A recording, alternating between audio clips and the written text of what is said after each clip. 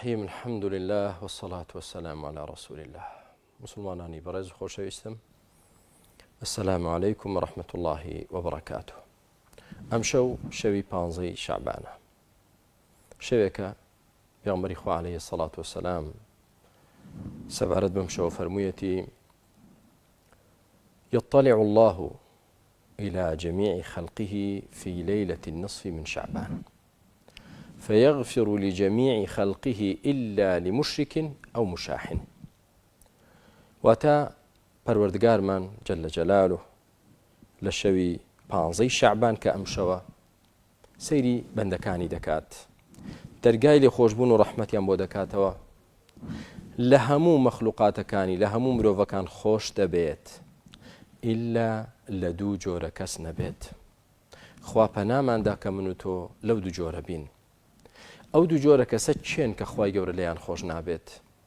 یەکەمیان لی مشریک، ئەوەی کە هاوڵ بۆ خوای گەورە دادەنێ، ئەوەی کە شەریکی بۆ خوا داناوە، ئەوەی کە خوای گەورە بەتەنها ناپەرستێ، بەتەنها هانای بۆ نابە، بەتەنها پشتی پێ نابەستێ، بەتەنها سوزدەی بۆ نابە، بەتەنها ژیانی خۆی بۆ یەکلا نەکردوتەوە، بەڵکو لەگەڵ خوای گەورەدا نیەتی غەیری خوای گەورەشە، لەگەڵ پەرستنی بۆ خوا غەیری خوای گەورەش دەپەرستێ، لەگەڵ پشتبەستنی بەخوا پشت بە دار و بەردێک دەبەستێ، لەگەڵ هانابردنی بۆ ڕەب العالەمین هانا بۆ قەبرێک و مردوویەک دەبات. ئەمە شەریکی بۆ خوا داناوە لەم شەوەدا کە دەرگای فراوانی ڕەحمەت و دەرگای فراوانی لێبوردەیی و لێخۆشبوونی خوا دەکرێتەوە، شمولی ئەو کەسە ناکە کە شەریک بۆ خوا دادەنێ. دووهەم کەس ئەو کەسەیە کە مشاحینە. مشاحین بەڕێزەکانم دوو مانای هەیە، زانایان دەفەرمون یەکەمیان مشاحین ئەو کەسەی کە ئەهلی بیدعەیە، واتە لە ناو ئاینی پیرۆزی ئیسلامدا ڕاوبۆچوونی خۆی تێکەڵ دەکات، شتانێک زیاد دەکات بە ناوی دینەوە کە لە دیندا نییە. ئەوانش خوای گەورە لەوانیش خۆش نابێ. و تەفسیری دووەمی مشاحین ئەو کەسانەی کە دڵیان پڕیەتی لە غیل و حەقد و ڕق و کینە بەرامبەر برای مسلمانیان، کێشە و ناکۆچیان دروست کردووە لەگەڵ برای مسلمانیان، لەگەڵ خوشتی مسلمانیان، و دەنجیان لێ ڕاگرتوون و دژمنایەتیان دەکەن. خوای گەورە لەوەش خۆش نابێ. بۆیە بەڕێزەکانم پێویستە ئاگەمن لە سێ خاڵی گرنگ بێ. یەکەمیان لە شیرک پێویستە بەڕائەت بکەین و تەوبەی لێ بکەین.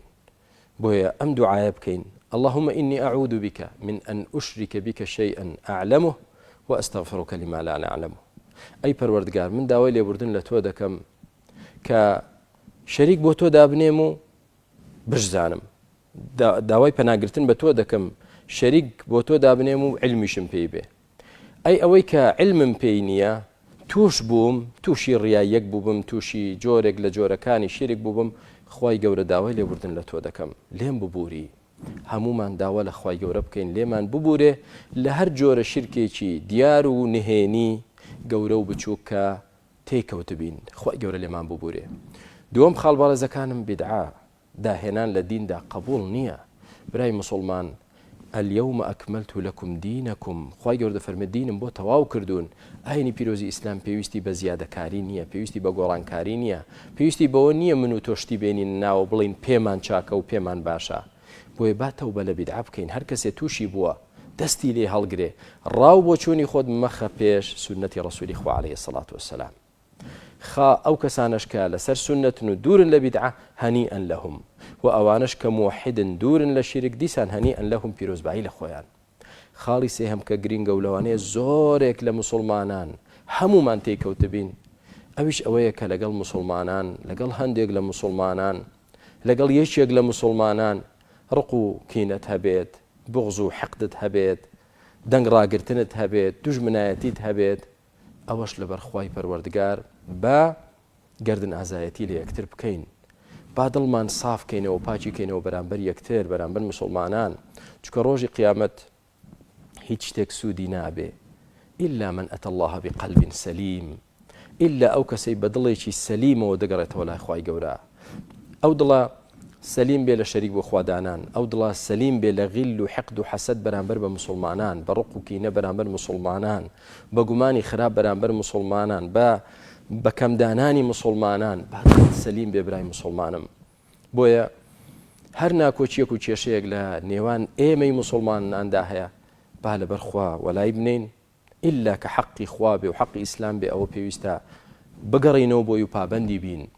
بۆی بەڕێزەکانم هەرچەندە کە بزانی مسلمانێک زوڵمی لێت کردووە حەقت بەسەریەوە هەیە لەبەر خوا عەفوی کە بۆی خواشت و عەفوکە. پەروەردگارمان دەفەرمێ وەلیعفوا وەلیەصفحوا ئەلا تحبون ئەن یەغفر الله لەکم.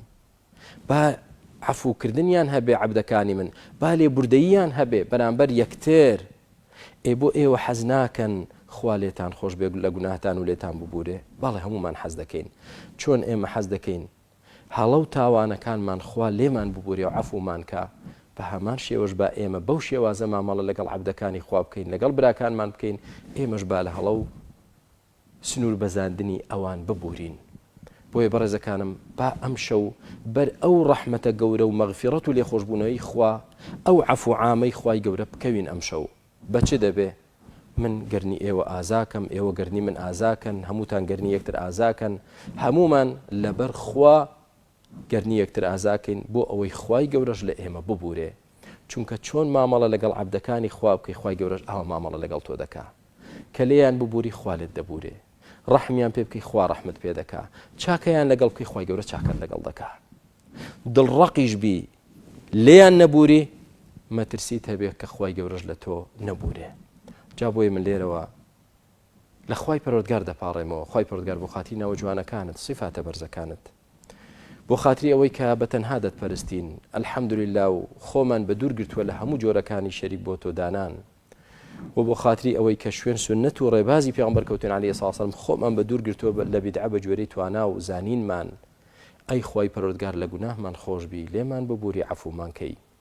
ئەی پەروەردگار هەر موسڵمانێکیش کە بە جەهالەت و نەزانین سنووری بەزاندووە بەرامبەرمان و حەقمان کەوتۆتە سەری و هەڵەی بەرامبەر کردوین، یا ڕەبی بۆ ئەوی تۆش لە ئێمە خۆش بی ئەوە ئێمەش لەو خۆش بووین.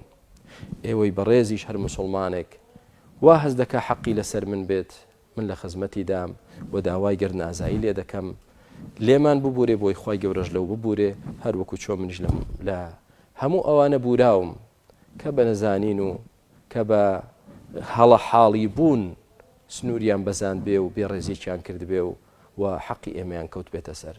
خوای گەورە لە هەمومان ببوورێت، خوای گەورە ڕەحم بە هەموو لایەکمان کە ئەم شەو لەو کەسانە بین کە خوا گوناه و تاوانیان هەموو دەسڕێتەوە و صحیفەی ئەعمالیان سپی دەکاتەوە لە گوناه و تاوان و خراپەکانیان.